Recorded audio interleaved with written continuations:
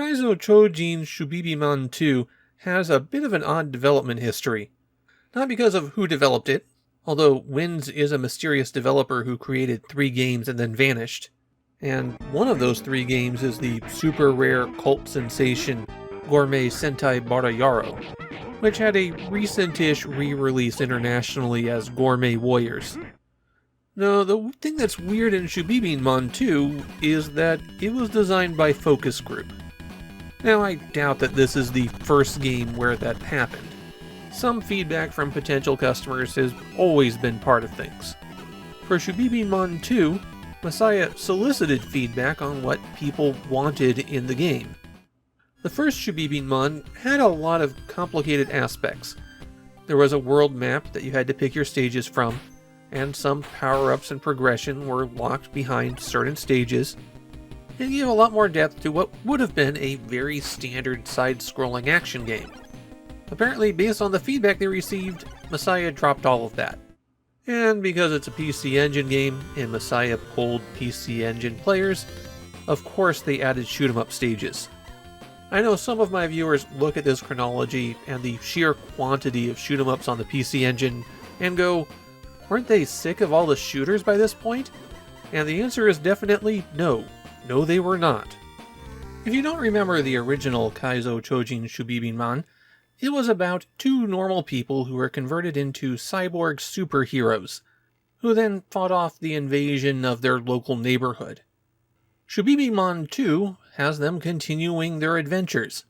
Now the professor who made their bodies has been kidnapped, there are evil versions of them running around, and a new set of invaders trying to take over.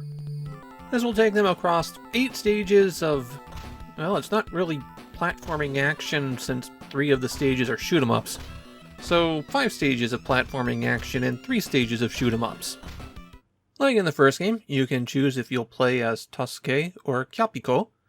The only difference between the 2 characters is the very, very rare bomb ability. I got exactly 1 of these the entire time I was playing. I started out playing as Tasuke, but switched to Kyapiko when I realized that you couldn't change characters when you continue. I needed to get some footage of both, so Tasuke got the short end of the stick. For the platforming levels, button 1 jumps, button 2 shoots, and if you tap the button, you just do a tiny little bullet, but you can press and hold the button to charge up a big shot. That charge happens very quickly. It only takes about 1 second. And so in pretty much every circumstance, you're better off charging up. Shubibinman 2 allows for 2-player simultaneous action, and so if you're playing with a friend, both of you can charge up and release a shot together. That gives you an even bigger beam, although if you don't synchronize properly, then you can hit your friend. I'm sure that never caused any arguments while people were playing. You're not limited to firing straight ahead, you can shoot your beam up as well. But that is it for actions you can take. There are a handful of things that can drop from enemies. Batteries will restore some of your life bar, and this bit will give you 1 shot with a super attack. To use that power, you have to charge up even longer and then shoot.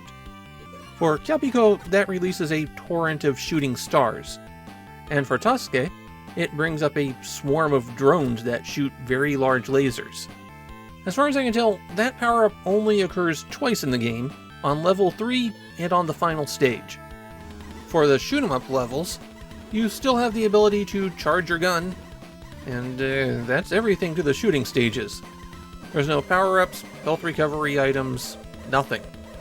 As a shoot-'em-up, it is extremely bare bones. It's worth mentioning that even the health recovery items are extremely rare in the game. Like I said, there are none on the shoot-'em-up stages, and there are none in the final 2 platforming stages. So 5 out of the 8 levels in the game don't have any healing. The primary way that you're going to recover health is by completing a stage. It makes Shubibinman 2 surprisingly difficult. Almost unfairly so. When your health bar runs out, it's a game over and you're back to the title screen, but at least you'll automatically continue from the stage where you died.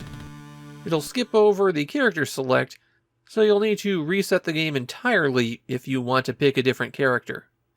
Oddly enough, that difficulty does not extend to the final boss, which I don't have footage of, but it is a notorious snooze fest of a boss whose attack patterns are very limited, but you'll have to shoot his weak points for a few minutes before he dies, even though you'd have to be pretty much asleep at the gamepad to die to him.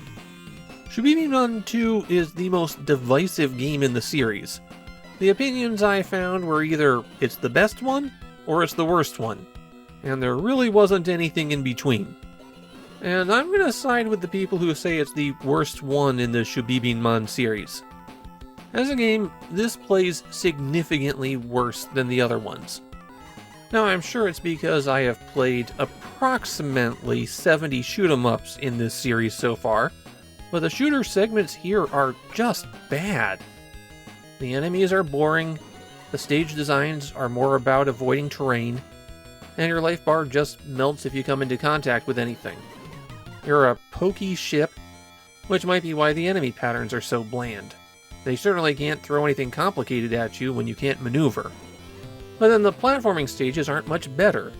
Shubibinman 2 features one of my least favorite design errors in platforming games. When you're standing on a platform going down, the platform moves on one frame, and then the character falls on the next. And as a result, when the platform that you're standing on is going down, then every other frame you just can't jump. To this day, I still encounter platforming games that screw this up. At least in Shubibinman 2, you don't die by falling off the bottom of the screen. You take some damage and then fly back up. But still, this should not happen. And even setting that aside, the levels wind up feeling more like battles of attrition than real skill checks. Now, it's not like Shubibinman 2 is the worst game on the PC Engine. I think I'd put it more in the aggressively mediocre category. I guess what I'm saying is, you could play this, but you could do better. At the very least, you could play one of the other two Shubibinman games on the PC Engine.